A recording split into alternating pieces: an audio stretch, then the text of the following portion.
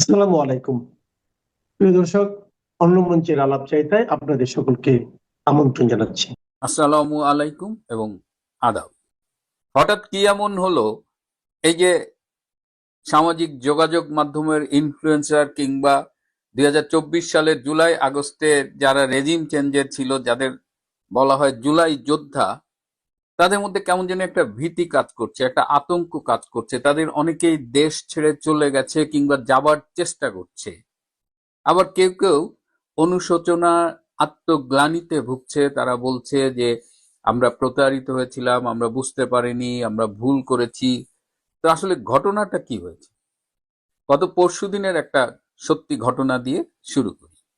ঢাকার গোপীবাগের ঘটনা। একজন তরুণী, সে রাস্তার পাশে তালের শ্বাস বিক্রি করছিলেন একজন। তো সেখানে যেয়ে সে কয়েকটা তালের শ্বাস খেয়েছে। তালের শ্বাস খাওয়ার পরে ওই বিক্রেতা তার কাছে বলেছে যে টাকা দেন। তা বলেছে, কিসের টাকা? তুই আমার কাছে টাকা চাইস? তোর এত বড় সাহস! তুই জানিস আমি কে? আমি জুলাই যোদ্ধা।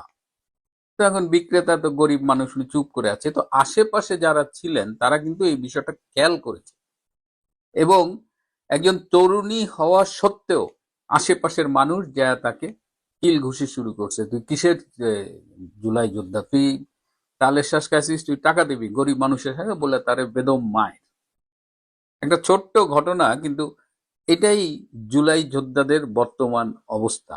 এবং এই জুলাই যোদ্ধারা, এদের একটা বড় অংশ 5ই আগস্ট 2024-এর পরে চাঁদাবাজিতে মেতে উঠেছে, মব সন্ত্রাসের ঘটনা ঘটিয়েছে। এবং যারা চাঁদাবাজি করেছে, মব সন্ত্রাস করেছে, এদের অধিকাংশের ব্যাকগ্রাউন্ড একটু অ্যাসেস করে দেখা গেছে যারা আসলে খুবই অত দরিদ্র পরিবার থেকে এসেছে।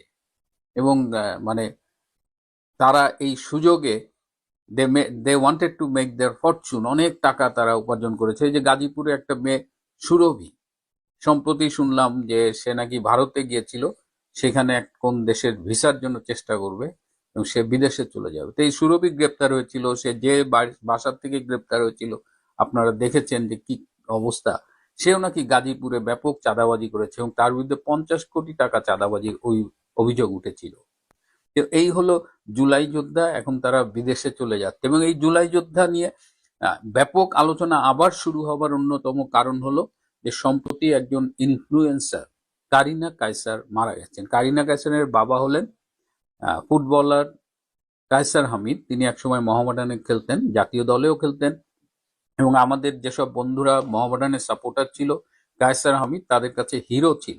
কিন্তু পরবর্তীতে কায়সার হামিদের নানান বিতর্কিত কর্মকাণ্ডে তার সেই অবস্থানটি আর আগের মতো নেই।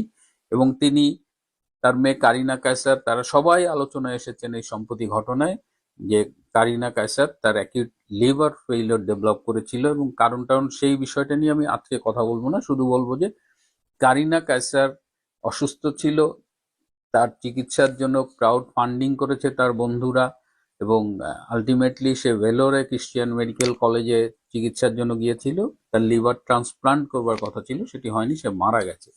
এবং ওই ভেলোরের ওই ক্রিশ্চিয়ান মেডিকেল কলেজে আমি পড়াশোনা করেছি কিছুদিন। সো ওই জায়গাগুলো আমি চিনি খুব ভালো করে।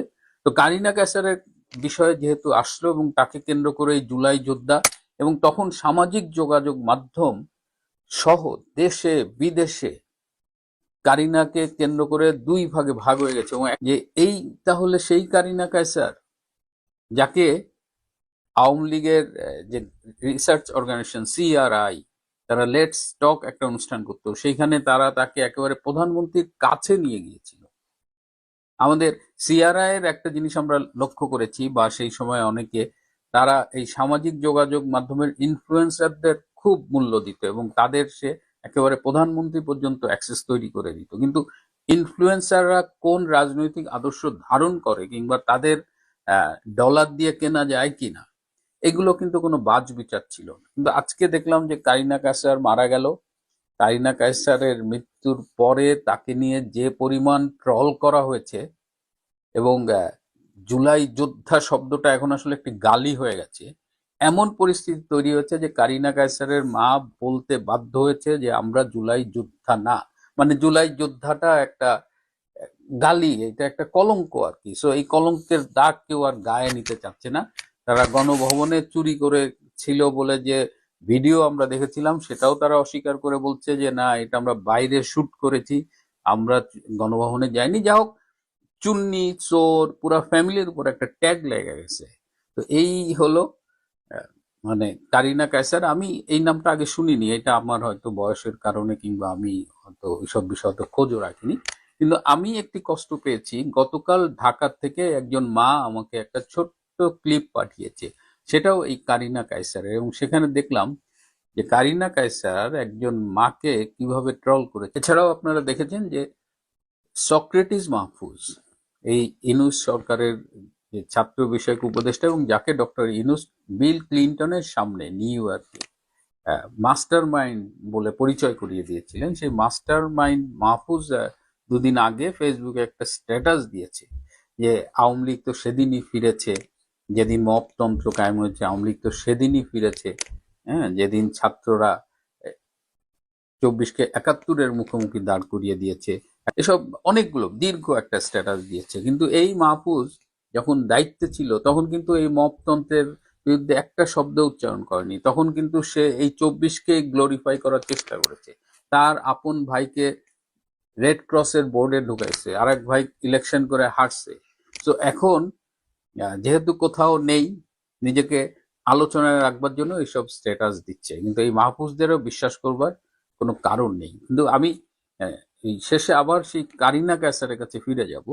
এই যে দেখতে চকচকে, হ্যাঁ, এইসব নাম জানা মানে চিনি না জানি না, কিন্তু ইনফ্লুয়েন্সার আয়না যে আমরা এদের মাথায় তুলে নাচছি, এই কাজটা যদি আমরা আমাদের পরীক্ষিত কর্মীদের দিয়ে করতাম, ছাত্রলীগের যুবলীগের, তাহলে তারা এখন তো এমনি কিছু না পেয়ে জীবন দিচ্ছে, তাহলে সেইটা হতো তাদের জন্য একটা রেওয়ার্ড। এবং আজকে তারা এই যে হাসতে হাসতে জীবন দিচ্ছে, যে কোনো নির্যাতন সহ্য করছে, তখন সেটা আরো জাস্টিফাইড হতো। তো এটা একটা সব রাজনৈতিক দলের জন্য একটা শিক্ষা, যে বাইরের কাকে এই চকচক করিলেই শোনা হয় না।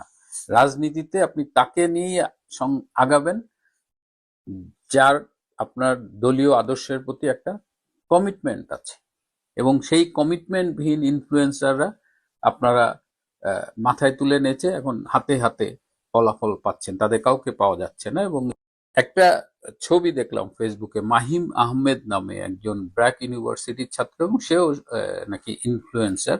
তার বাসায় গিয়েছে বর্তমানের যে বাংলাদেশে মার্কিন রাষ্ট্রদূত আছেন বেন ক্রিস্টেনসন, তিনি হঠাৎ করে লাঞ্চে গেছেন। তো এখন স্বভাবতই এটা নিয়ে আলোচনা হচ্ছে যে এত বড় একটা দেশের রাষ্ট্রদূত একটা সামান্য ছাত্রের বাসায় কেন গেলেন।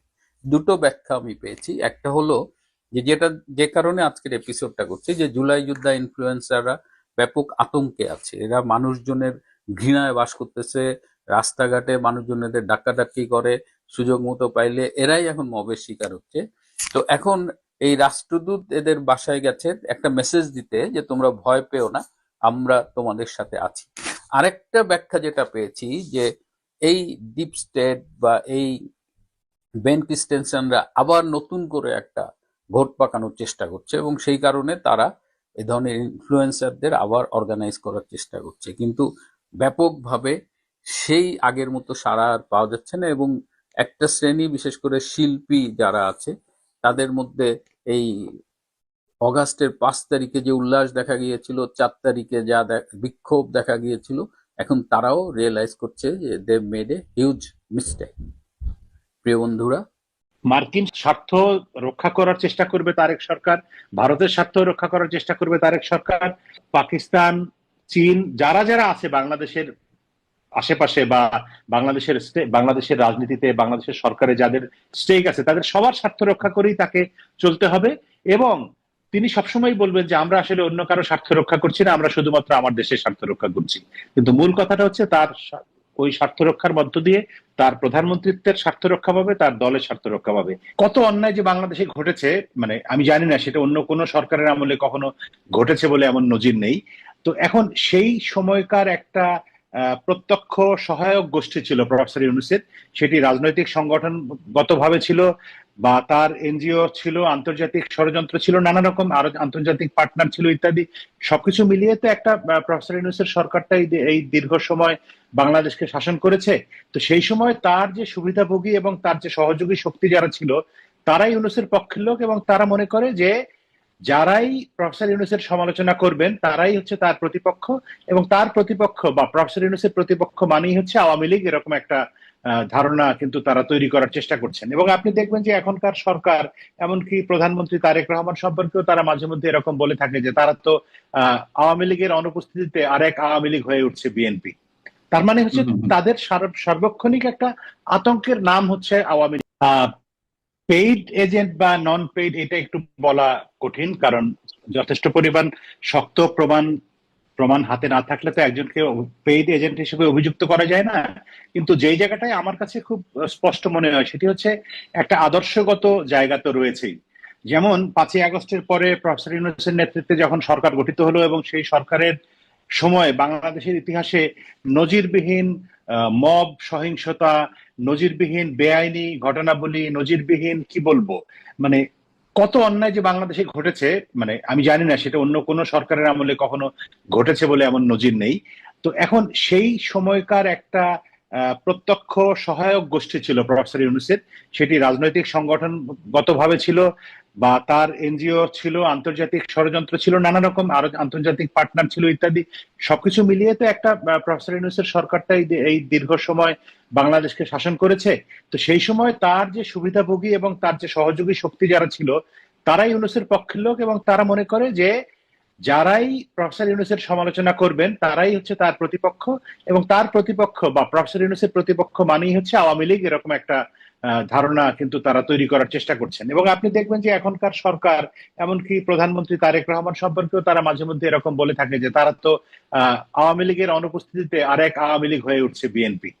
তার মানে হচ্ছে তাদের সার্বক্ষণিক একটা আতঙ্কের নাম হচ্ছে আওয়ামী লীগ। যে আওয়ামী লীগ মানে কোথাও কোনো কিছু তারা তাদের পছন্দ না হলে তারা সেটাকে একটা আওয়ামী লীগ ট্যাগ দিয়ে ফেলতে চায়।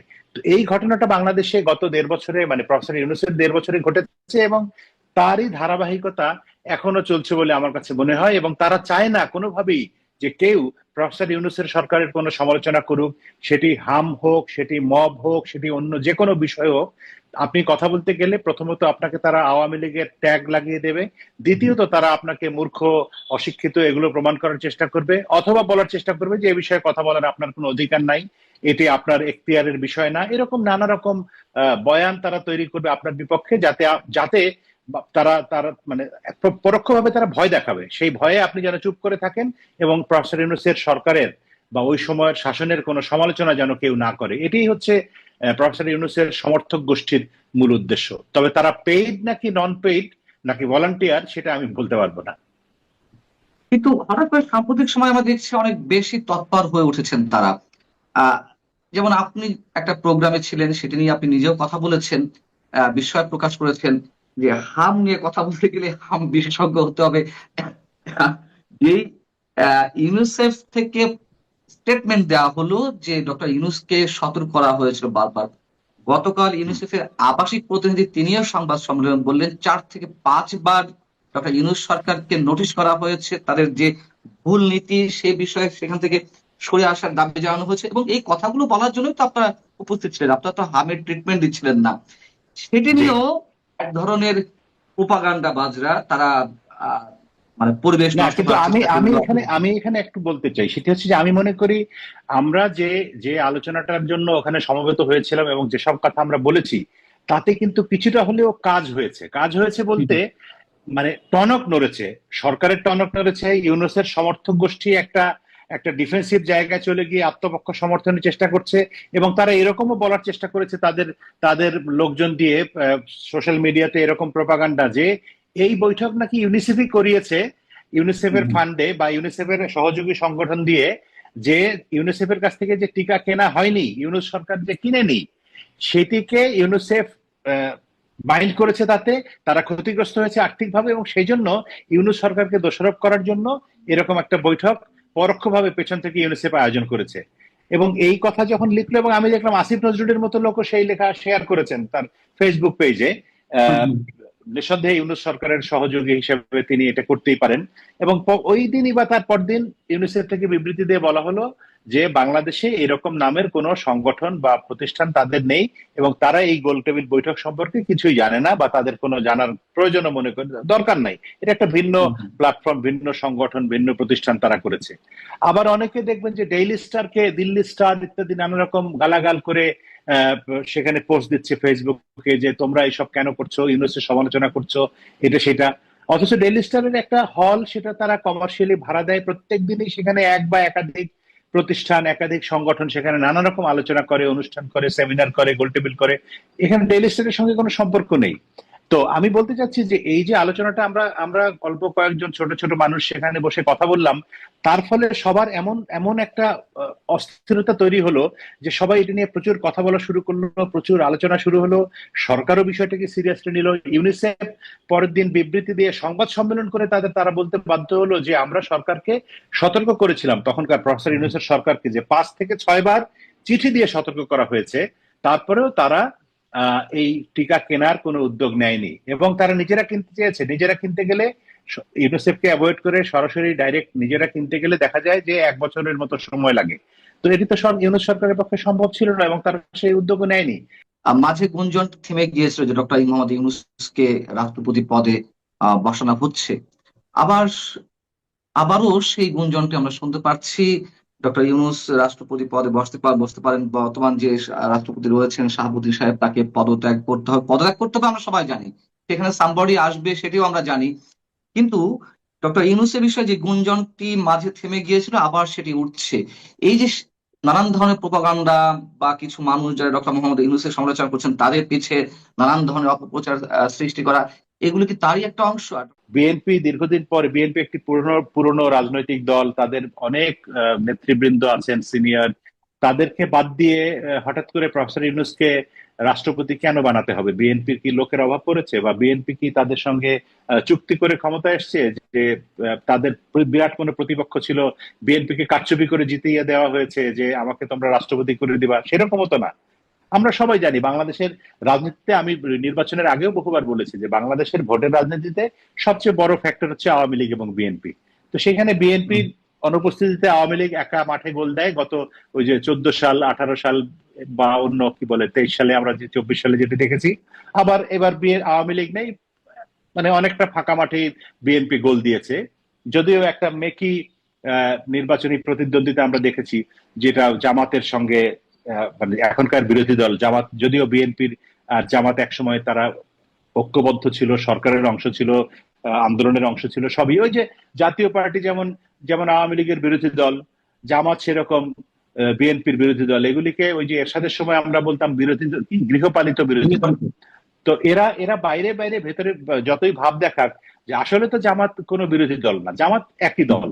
আবার যদি ওই যে এখন কথাবার্তা হচ্ছে বিভিন্ন জায়গায় যে শেখ হাসিনা ফিরবে, আওয়ামী লীগ ফিরবে, ওই যে মাহফুজ আলম লিখেছে অমুক তমুক, কালকে যদি আওয়ামী লীগ ফিরে আসে রাজনীতির মাঠে, যদি তাদের নিষেধাজ্ঞা উঠে যায় বা একটা স্বাভাবিক পরিস্থিতি তৈরি হয়, তখন আবার দেখবেন যে জামাত, এনসিপি, বিএনপি সব এক হয়ে আওয়ামী লীগের প্রতিপক্ষ হিসেবে মাঠে থাকবে।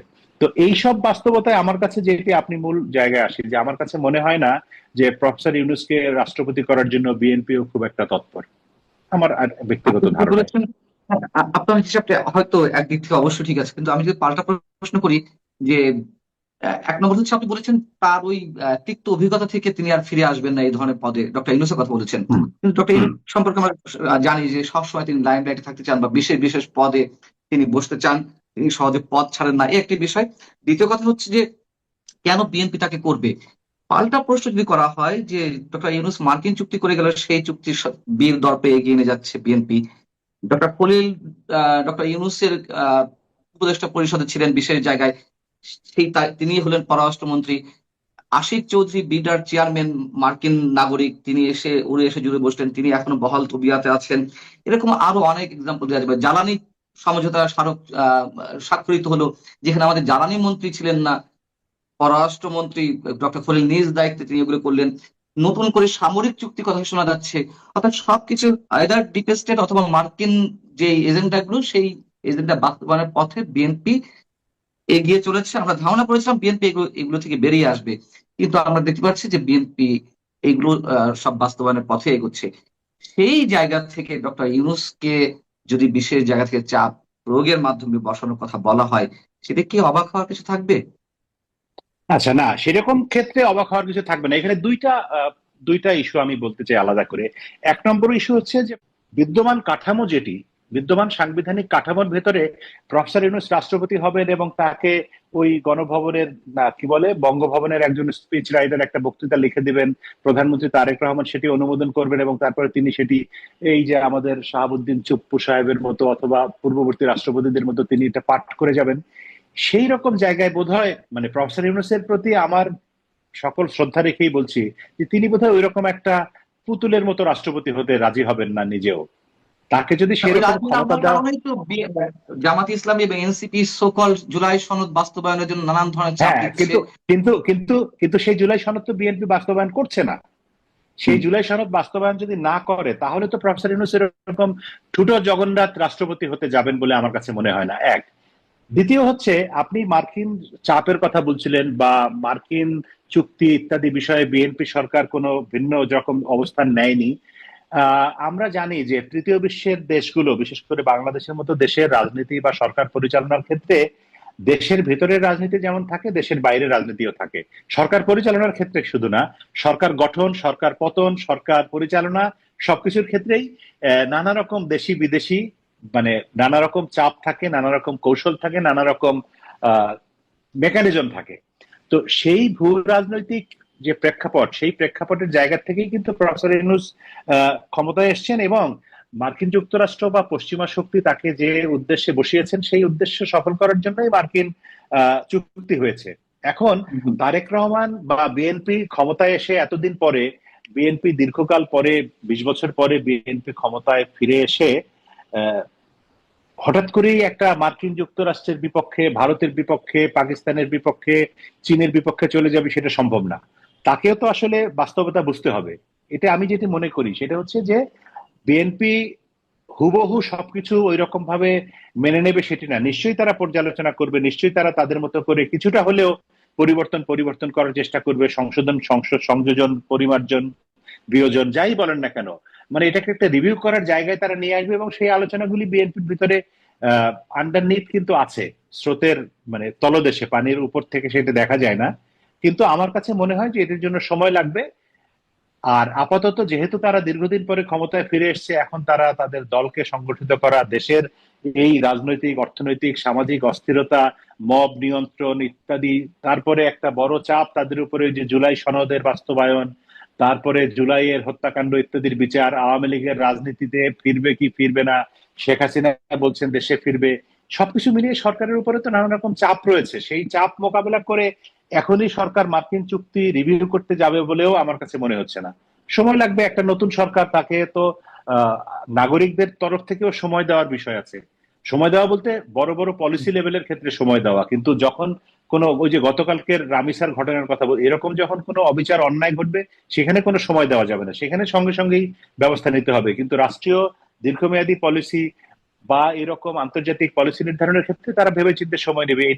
এইটা অন্তত সাংবাদিক হিসেবে, নাগরিক হিসেবে বা দেশের একজন অংশীদার হিসেবে আমি এটা আশা করি যে তারা এগুলো বিশ্লেষণ করবে, রিভিউ করবে বা এগুলোর ব্যাপারে পদক্ষেপ নেবে।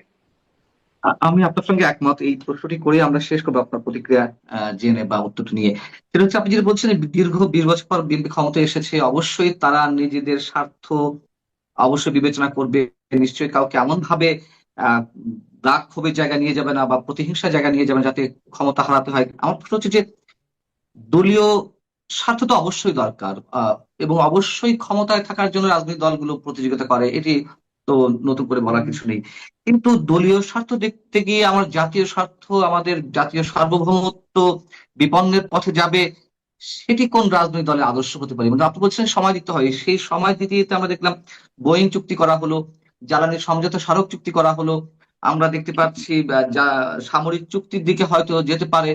এবং যার কারণে আবার প্রতিবেশী কোন কোন রাষ্ট্র দেখা যাচ্ছে যাদের সাথে সম্পর্ক উন্নয়নের কথা ছিল, তারা নাখোশ, তাদের ক্ষোভ বাড়ছে, দূরত্ব বাড়ছে বিএনপি সরকারের প্রতি। এবং আবার শুনতে পাচ্ছি পাকিস্তানের প্রধানমন্ত্রী আসবে, তারাও কোনো কোনো সামরিক চুক্তি করবে। চীনের সাথে তিস্তা চুক্তির বিষয়ে অনেক দূর অগ্রসর হওয়া হয়েছে, যদিও আমাদের তিস্তা প্রজেক্টটি খুবই দরকার।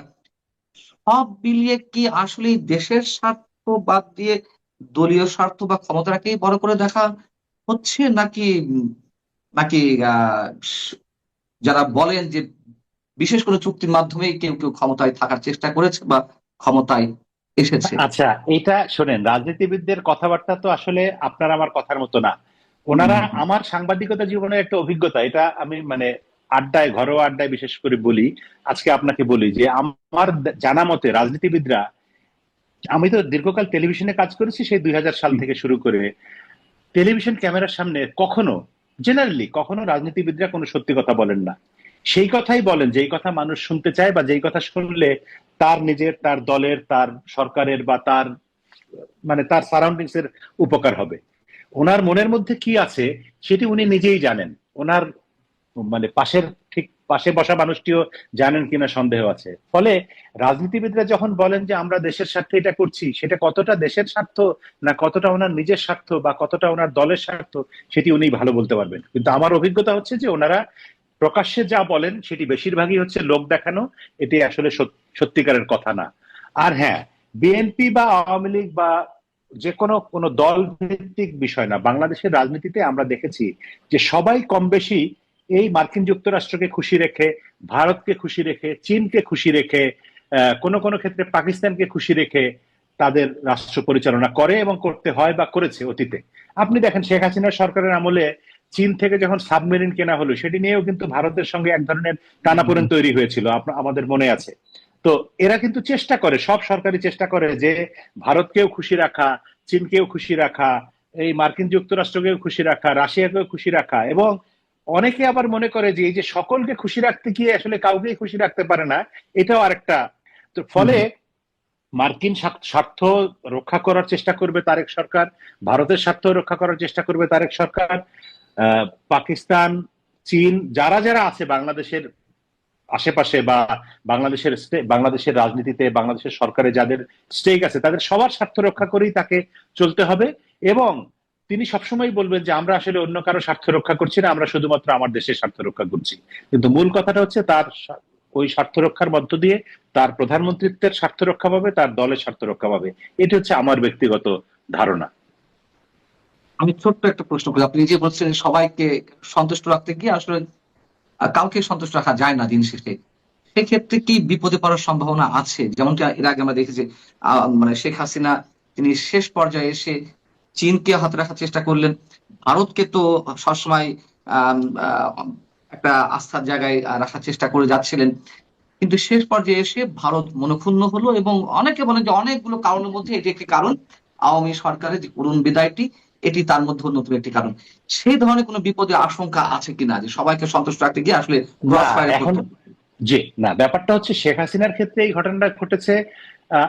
আমি তো আসলে অতটা বড় বিশেষজ্ঞ না, কিন্তু আমি তো রাজনীতির কি বলবো, একাডেমিক্স ক্লাসরুমের ছাত্র না হলেও রাজনীতির ভেতরের জিনিসগুলি এত বছর ধরে এত কাছের থেকে দেখেছি, রাজনীতির শীর্ষস্থানীয় ব্যক্তিদেরকে দেখেছি, তাদের তৎপরতা দেখেছি। সেই জায়গা থেকে আমি মনে করি যে শেখ হাসিনা একটা পর্যায়ে এসে অতিমাত্রায় আত্মবিশ্বাসী হয়ে গিয়েছিলেন এবং তিনি মনে করেছেন যে তিনি চাইলে যে কোনো কিছু করতে পারেন।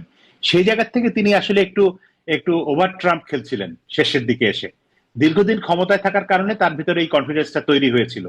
এটা কিন্তু 2009 সালে তিনি যখন দ্বিতীয়বার প্রধানমন্ত্রী হলেন, বা 14 সালেও এসে এটা ছিল না।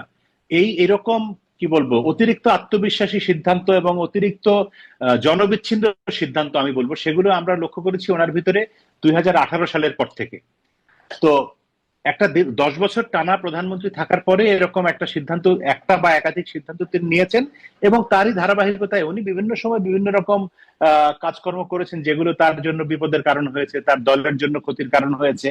তো আমি সেই শেখ হাসিনার সরকারের সমালোচনা করার জন্য না, আমি বলছি যে 10 বছর, দীর্ঘ টানা 10 বছর ক্ষমতায় থাকার পরে এসে তিনি সেই রকম সিদ্ধান্ত নিতে পেরেছেন, বা সেই রকম ট্রাম্প কার্ড খেলার চেষ্টা করতে পেরেছেন।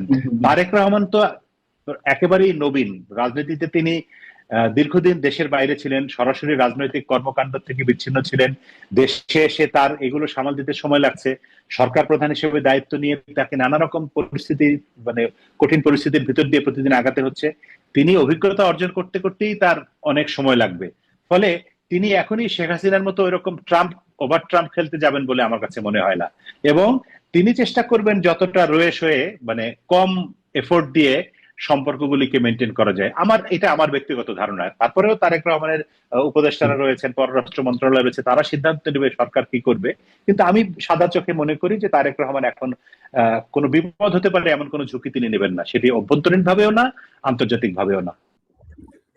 যে দলটি আমাদের মহান মুক্তিযুদ্ধের নেতৃত্ব দানকারী, যে দলের নেতা মাওলানা আব্দুল হামিদ খান ভাসানী, শামসুল হক, পরবর্তীকালে তরুণ শেখ মুজিব এবং বঙ্গবন্ধু উপাধি নিয়ে বঙ্গবন্ধু শেখ মুজিবুর রহমান, তাজউদ্দিন আহমদ, সৈয়দ নজরুল ইসলাম, এইচ.এম. কামরুজ্জামান, মনসুর আলী সাহেব, অন্যান্য নেতৃবৃন্দ, এবং ৭৫-এর 15ই আগস্টে বঙ্গবন্ধুর নির্মম হত্যাকাণ্ডের পর ওই সময়কালে আওয়ামী লীগের তরুণ নেতা প্রয়াত জনাব আব্দুর রাজ্জাক, জনাব তোফায়েল আহমেদ, আমির হোসেন আমু, আব্দুস সামাদ আজাদ, জিল্লুর রহমান, আব্দুল মান্নান টাঙ্গাইল বাড়ি, আমির হোসেন আমু তো বললামই, এরা সবাই মিলে শেখ হাসিনা 1981 সালে ফিরবার আগেই, কিন্তু আমি এটা বলছি একটা প্রেক্ষাপটে, শেখ হাসিনা 1981 সালের 17ই মে দেশে ফিরবার আগেই ৭৫-এর 15ই আগস্টের নির্মম ট্র্যাজেডির পর, 3রা নভেম্বরে জেলখানার অভ্যন্তরে 4 জাতীয় নেতার হত্যার পর তাজউদ্দিন আহমদ, সৈয়দ নজরুল ইসলাম, এইচ.এম. কামরুজ্জামান, মনসুর আলী, পৃথিবীর বর্বরচিত হত্যাকাণ্ড, জেল হত্যাকাণ্ড, তারপরও কিন্তু আওয়ামী লীগ ঘুরে দাঁড়িয়েছিল। এবং 1979 সালে জিয়াউর রহমানের ওই রকম জনপ্রিয়তার মধ্যেও মুজিববিহীন বাংলাদেশে আওয়ামী লীগ আসন কম পেয়েছিল 39টা, তাও 2008-এ বিএনপি পেয়েছিল 29টা, আওয়ামী লীগ পেয়েছিল 39টা 1979 সালে। এবং সেই নির্বাচনে কিন্তু আওয়ামী লীগ আর বিএনপির ভোটের পার্সেন্টেজ খুব একটা ছিল না। তো সেই রাজনৈতিক দলকে আমি যদি এখন এই বিগত অন্তর্বর্তী সরকারের কথাই বলি, সেই রাজনৈতিক দল কি, এটা কি আপনার ওই হিজবুত তাহরির, নাকি আল্লাহর দল বা এ ধরনের জঙ্গি ফুস্কো সংগঠন? যে আওয়ামী লীগের নানা দুর্বলতা আছে, নানা ব্যর্থতা আছে, ইভেন অনেক দোষও আছে অন্যান্য পলিটিক্যাল পার্টির মতো। এবং 2024-এ ইউনূস সাহেব কি বললো না বললো যায় আসে না, সে তো একটা স্ট্যান্ড বাজলো। আমাদের 500 শিশুর বেশি মানবতার বিরোধী অপরাধের কাছাকাছি চলে এসেছে, পাশাপাশি অপরাধ করেছে।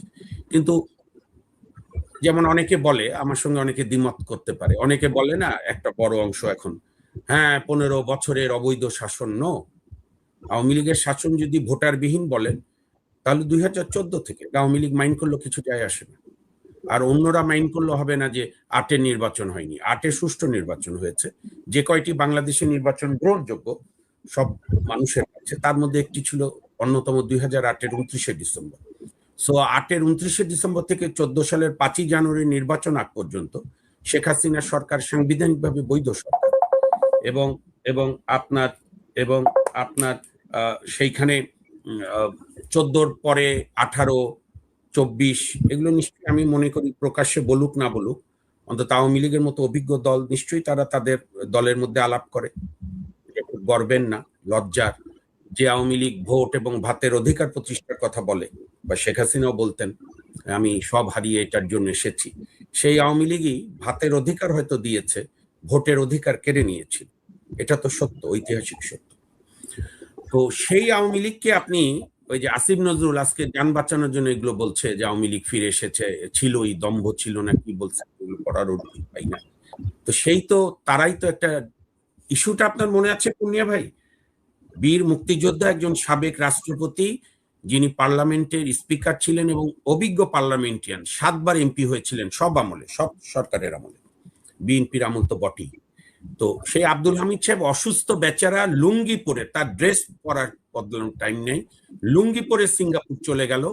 আর ওই যে ইউনূস আর আসিফ নজরুলদের যে পালক পুত্ররা এখন যারা এনসিপি করেছে, তারা একেবারে আওয়ামী লীগ নিষিদ্ধ করা 2-3 দিন ধরে ঠান্ডা পানি টানি খেয়ে, পরের দিন আসিফ নজরুল সাহেব পাশের জোয়ানাকে নিয়ে, আদিলুর রহমান শুভ্রকে নিয়ে এবং যে এক্সিস্টিং আইন ছিল সন্ত্রাস দমন আইন 2009, সেখানে কার্যক্রম নিষিদ্ধ কোনো দলের করার সুযোগ ছিল না। তার আগের দিন অ্যামেন্ডমেন্ট করে পরের দিন সেটার বলে যে আওয়ামী লীগের কার্যক্রম নিষিদ্ধ করা হলো, একটা খেলো যুক্তি নিয়ে যে আওয়ামী লীগের বিচার না হওয়া পর্যন্ত।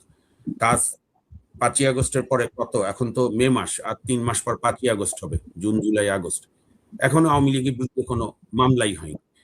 এই যে একটা অসাংবিধানিক, অগণতান্ত্রিক, ফ্যাসিস্ট কাজ ডক্টর মোহাম্মদ ইউনূস, আসিফ নজরুল্লাহ করেছে, তাদের তো পাপের স্খলন করতেই হবে।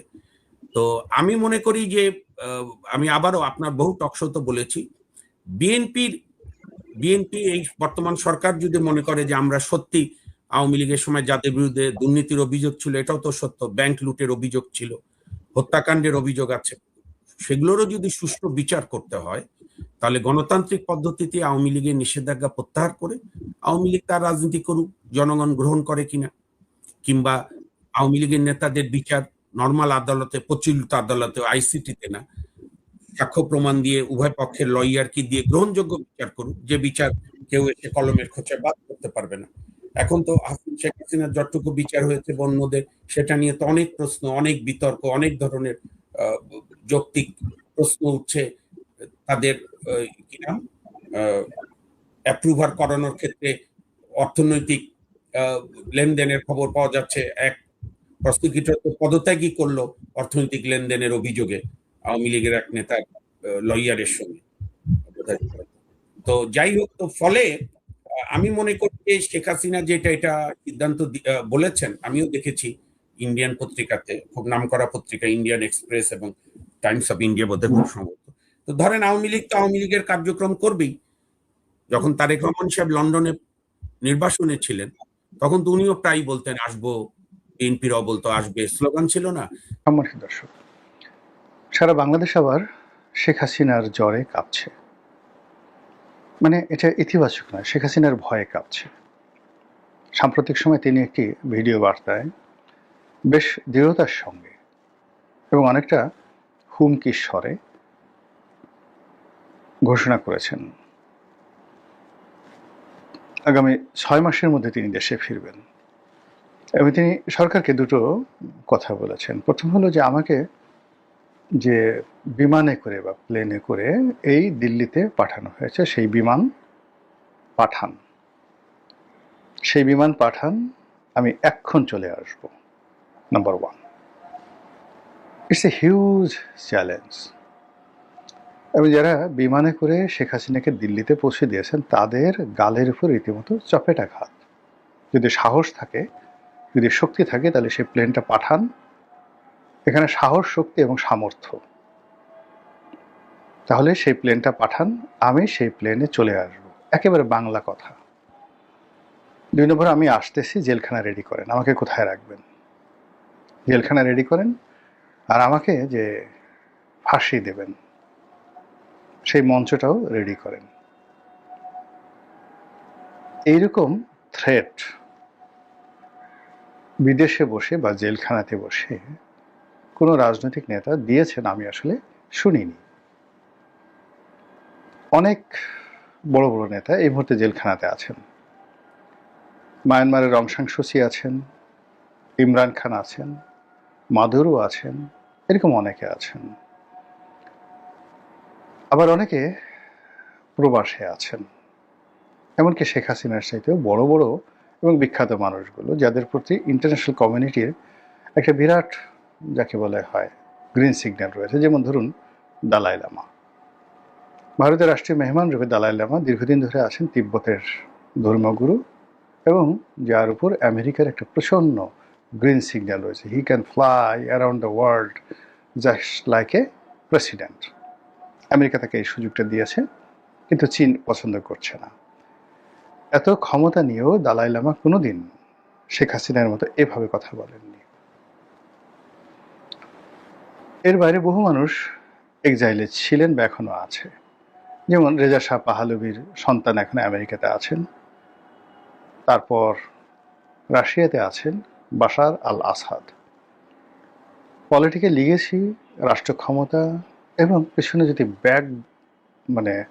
পিছনে যাকে বলা হয় ব্যাকবোন যদি বলেন, বা পিছনে যারা তাকে দিয়ে কাজ করাচ্ছে, সেই দিক থেকে বাশার আল আসাদ এখন এই পৃথিবীর সবচেয়ে অন এক্সাইল, বিদেশে আছেন সবচেয়ে শক্তিশালী মানুষ, যেখানে পুতিনের মতো মানুষ তার সঙ্গে আছেন, রাশিয়ার মতো জায়গাতে তিনি নিরাপদ আছেন, এবং এখনো পর্যন্ত তার অস্ত্রধারী 50,000 সৈন্য এবং গেরিলা প্রস্তুত অবস্থায় সিরিয়াতে আছে,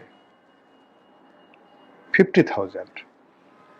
এবং এদের সাপ্লাই অ্যান্ড চেইন, মানে এদের আর্মস এবং রসদ দেওয়ার জন্য রাশিয়া, তুরস্ক সবাই 2 পায়ে দাঁড়িয়ে আছে, 10 পায়ে দাঁড়িয়ে আছে।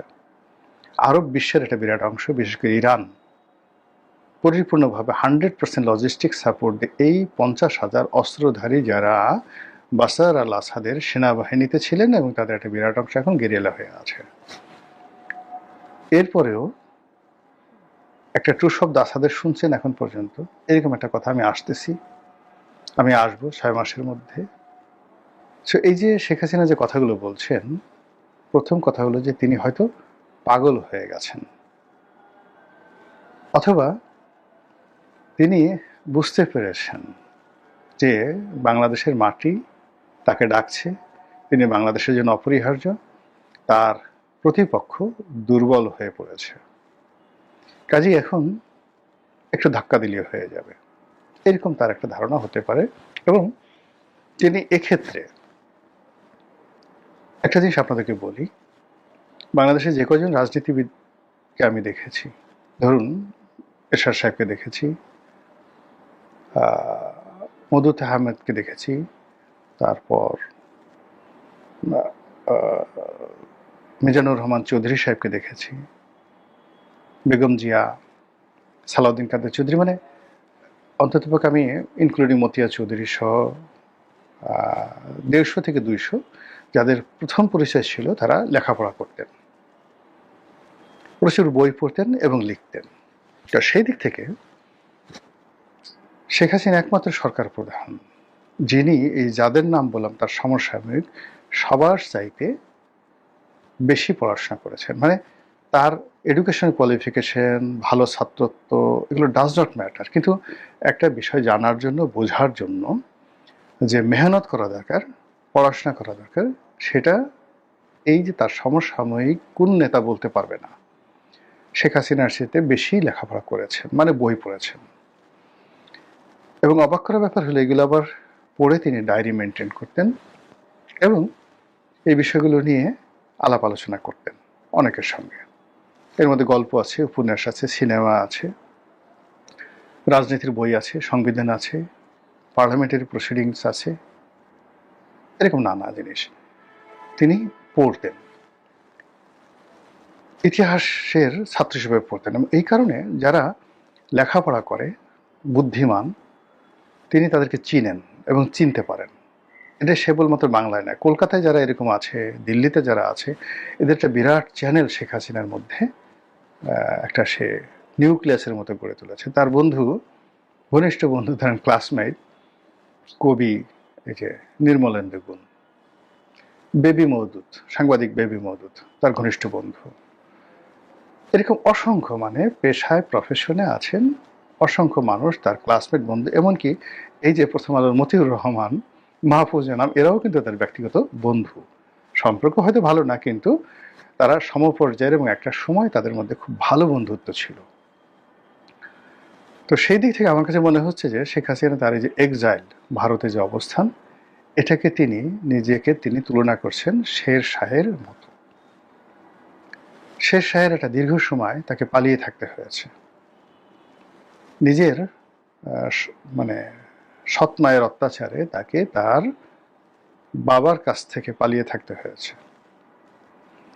আবার তিনি যেখানে চাকরি করেছেন সেখান থেকে তাকে পালাতে হয়েছে। আবার তিনি যখন যুদ্ধ করেছেন, মানে তার জীবনের 90% সময় তিনি পালিয়ে থেকেছেন। আর মাত্র সেই 90% সময়ের মধ্যে 10% সময় তিনি যে শাসন ক্ষমতায় ছিলেন, এই শাসন ক্ষমতার অলমোস্ট 20 ইয়ার্স হলো তিনি বিভিন্ন প্রাদেশিক গভর্নর, বাংলা, বিহার, উড়িষ্যার শাসক, আর মাত্র 4.5 বছর বা 4 বছরের মতো সময় বা 5 বছর তিনি দিল্লির সিংহাসনে ছিলেন। তাহলে চিন্তা করুন, দিল্লির সিংহাসনে তার যে অ্যাচিভমেন্ট, এটা তার জীবনের মাত্র মানে 2 or 3%। সেই 2 or 3%-এ তিনি যে সফলতা অর্জন করেছেন, এই পৃথিবীতে ওই জায়গার কেউ স্পর্শ করতে পারবে না। It's totally different. তার সাথে অনেক বড় শাসক আছেন, ব্যতিক্রম, কিন্তু শেরশাহ যা করে গেছেন সেটা আর কেউ করতে পারেন নাই। আমি নিশ্চিত শেখ হাসিনা বসে বসে এই শেরশাহের গেরিলা যুদ্ধ এবং এই শেরশাহ কিভাবে আফজাল খাঁ, হুমায়ুন এদের জীবন তছনছ করে দিয়েছিল, কি কৌশলে, সেই কৌশলটা তিনি আগেও পড়েছেন এবং এখন আবার বারবার তিনি সেটা পড়ছেন, এবং সেটা পড়ে তিনি বাংলাদেশে ফিরে আসার 6 মাসের মধ্যে ফিরে আসার যে হুমকি দিচ্ছেন, এই হুমকিতে বাংলাদেশের যথেষ্ট আতঙ্কের তৈরি হয়েছে, ভয় তৈরি হয়েছে। এখন বক্তব্য হলো যে আমরা তো তাকে তাড়িয়ে দিয়েছি বা সে পালিয়ে গেছে, তাকে এত ভয় পাবো কেন? তার তো ফিরে আসার কি সম্ভাবনা আছে? মানে আপাত দৃষ্টিতে আওয়ামী লীগের সব লোক পালিয়ে আছে, তারা পরাজিত হয়েছে, অবদমিত হয়েছে, এখনো ভয় পাবো কেন? এই ব্যাপারে ছোট্ট দুটো কাহিনী বলে আপনাদেরকে জাস্ট আজকের এই ভিডিওটা শেষ করব। ভয় এমন একটা ব্যাপার যে আপনি একবার যদি কাউকে ভয় পান, সেই লোকটা মরে গেল, তার লাশ দেখলে আপনার ভয় লাগবে, এবং তার কবরের কাছে যেতেও, আপনি যদি কাউকে খুব বেশি ভয় পেতেন, তার কবরের কাছে যেতেও আপনার হাত পা থরথর করে কাঁপবে। পৃথিবীর অন্যতম একজন শ্রেষ্ঠ শাসক ছিলেন তৈমুর লং। তিনি মরে গেছেন। মরে যাওয়ার পর তিনি লিখে গেছেন তার কবরের গায়ে, আমার এই কবরের ধারে কাছে কেউ আসবে না, এই কবর খোঁড়ার কেউ চেষ্টা করবে না। যদি পৃথিবীর কোনো দাম্ভিক কেউ চেষ্টা করে, পৃথিবীতে ভূমিকম্প হয়ে যাবে এবং সে শেষ হয়ে যাবে। আরে ভালো কথা, 1000 বছর ধরে বা 100 বছর ধরে বা শত শত বছর ধরে তার কবরের ধারে কাছে কেউ কবর খোঁড়ার জন্য চেষ্টা করেনি। কিন্তু কমিউনিস্ট জমানাতে, সম্ভবত স্ট্যালিনের আমলে, যে সোভিয়েত আর্কিওলজির যারা ধর্মকর্ম বিশ্বাস করতেন না, তারা স্ট্যালিনের নির্দেশে, এখানে স্ট্যালিন হতে পারে বা ক্রুশেভ হতে পারে, দুজনের একজন, তারা করলো কি, এই কবর খোঁড়ার চেষ্টা করলো। তো কবর যখন তারা খোঁড়ার চেষ্টা করলো, সঙ্গে সঙ্গে পুরো সোভিয়েত ইউনিয়নে মারাত্মক ভূমিকম্প তৈরি হলো। এটা অলৌকিক হতে পারে, এটা কাকতালি হতে পারে, কিন্তু পুরো প্রশাসন তছনছ হয়ে গেল এবং কবর খোঁড়া বন্ধ। এখন পর্যন্ত তৈমুর লংয়ের কবরের কাছে কেউ যায়নি। বোঝার চেষ্টা করুন যে এটা হলো মানুষের ভয়। আচ্ছা, এখনো দেখেন, মানে সিলেটে হযরত শাহজালাল রহমতুল্লাহ আলাইহ আছে, হযরত শাহপরান রহমতুল্লাহ আলাইহ আছে। হযরত শাহপরান রহমতুল্লাহ আলাইহের মানে তাকে বলা হয় গরম পীর। তিনি রাগ হয়ে অভিশাপ দিয়ে অনেক মানুষের জীবন শেষ করে দিয়েছেন। তো এটা মানুষ বিশ্বাস করে, ফলে যত ঢিলা ঢালা ভাবে শাহজালালের মাজারে যায়, কেউ শাহপরানের মাজারে ওইভাবে ঢিলা ঢালা যায় না। অত্যন্ত বিনয়ের সঙ্গে তার পাহাড়ের উপরে যায় এবং ওইভাবে এখনো তার মাজারকে মানুষ ভয় পায়। এই বাংলাদেশে এই দুটো ঘটনা। এরপরে যদি আপনি ধরেন সাপ, আপনি সাপকে খুব ভয় পান, একটা সাপ মরে গেছে, আপনি জানেন কনফার্ম, আপনি তার লেজটা ধরতে পারবেন? একবার একটু চিন্তা করেন তো। অথবা ধরেন সাপের লেজের কথা বাদ দেন, সাপ যে খোলস যেটা ছেড়ে যায়, ওইরকম একটা খোলস আপনাকে যদি বলা হয় আপনার গলায় পেঁচিয়ে আপনি একটু হাঁটবেন, সঙ্গে সঙ্গে দেখবেন আপনার সেন্সলেস হয়ে যাবে। আপনার বাবা দাদা অনেকে ধরেন যৌবনে খুব শাসন করতেন, আপনার ভয়ে থরথর করে কাঁপতেন। এই বুড়া বিছানায় শুয়ে আছে, বিছানায় পায়খানা পেশাব করছে, কিন্তু তার ব্রেন ঠিক আছে, মানে সে অসহায় হয়ে যায় না, ব্রেন ঠিক আছে, কিন্তু সে প্যারালাইজড হয়ে গেছে। আপনি বয়স হওয়ার পরও তার ধারে কাছে যেতে পারবেন না, ধমক দিলে আপনার তখন হাত পা থরথর করে কাঁপবে। হুমায়ুন আহমেদের অনেকগুলো নাটকে এরকম কিছু খেপাটে যে বৃদ্ধ, আজ রবিবার নাটকে আপনি দেখবেন আবুল হায়াত এবং অন্যান্য যারা আছে তাদের যে বাবা হিসেবে অভিনয় করেন আবুল খায়ের, একের জাস্ট অ্যাডজাক্ট ওই দৃশ্য এই সমাজে ঘটে। তো সেই কারণে 17 বছরে শেখ হাসিনা যে লিগেসি তৈরি করেছে ক্ষমতায় থেকে, আর এরশাদ জমানাতে বিরোধী দলে থেকে যে লিগেসি তৈরি করেছে, তো এর ফলে তাকে যারা চিনেন সবাই তাকে জমের মতো ভয় পান। একজন সংসদ সদস্য হুইপ, আমার মানে ঘনিষ্ঠ বন্ধু। তো সে আমাকে বলতেছিল যে আমার শেখ হাসিনাকে দেখলে খুব ভয় লাগে। আমি বলি কেন? কয়, তুমি দেখছো তার সাদা চোখ, বিলাই চোখ, ক্যাশ চাই, ওই চোখের দিকে তাকালে আমি থরথর করে কাঁপি। আমি বললাম যে সেটা তো বুঝলাম, কারণটা কি? আমি যখন মানে ছাত্রলীগ করতাম, নেতা ছিল খুব বড় নেতা, নিজের হাতে দেখেছি যে বিশ্ববিদ্যালয়ের ছেলেদেরকে গোলাগুলি করার জন্য গুলি কিনে দিয়েছে, যা অস্ত্র কিনে নেয়, ফাটাই দিয়ে ওদেরকে। 80-র দশকে এরশাদ জামাতে আগে গুলি কর, ফাটা, বোমা কেনার জন্য সে নিজের হাতে দিয়েছে। এরপর এই যে ধরেন কর্নেল ফারুক যাদেরকে এই যে তার পিতার হত্যাকারী রূপে ধরেছে, এখন তো অনেকে বলছে যে সে নিজের হাতে জবাই করেছে।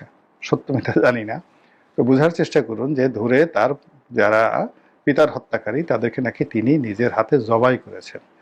ধরেন ডাহা মিথ্যা, কিন্তু কথাটা তো প্রচারিত হয়ে গেছে, তাহলে তার সম্পর্কে আপনি ভয় পাবেন না কেন? কিন্তু একটা জিনিস একেবারে সত্য, সেটা হলো কর্নেল ফারুক, তাকে যখন ধরা হলো ডিবি অফিসে বা সিআইডি অফিসে তার ইন্টারোগেশন চলছে, পেপারে আসলো যে সে ওখানে শ্যাম্পেন চেয়েছে, স্যান্ডউইচ চেয়েছে, এবং শ্যাম্পেন এবং স্যান্ডউইচ ছাড়া সে কিছু খাবে না। এটা প্রধানমন্ত্রী কানে গেল, শেখ হাসিনার কানে গেল। সে তেলে বেগুনে জ্বলে সে বলল যে কিসের শ্যাম্পেন, কিসের পিঠা ওকে, এবং এখন সে লোক পাঠালো বলে যে ওর সামনে পিটাবি আর টেলিফোনে আমাকে ওর চিৎকার হাউমা করে কান্না আমাকে শোনাবি। এবং সেটা হয়েছে। This is Sheikh Hasina.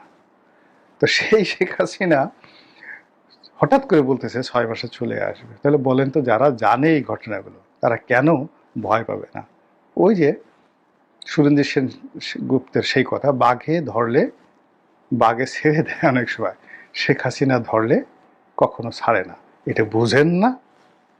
এই কারণে দেখেন, এই যে সে যাই বলছে না কেন, সবকিছুতেই সংবাদ শিরোনাম হচ্ছে, সবকিছুতেই একটা আতঙ্ক তৈরি হচ্ছে, বিরক্তি তৈরি হচ্ছে। লোকজন বলছে যে কি হলো, এটা কি, এ কি বুড়ো হবে না, এ কি মরবে না? এ খালি আমাদেরকে ভয় দেখায়। মহান আল্লাহ আমাদের সবাইকে হেদায়েত দান করুন, হেফাজত করুন। আসসালামু আলাইকুম ওয়া রাহমাতুল্লাহি ওয়া বারাকাতুহু।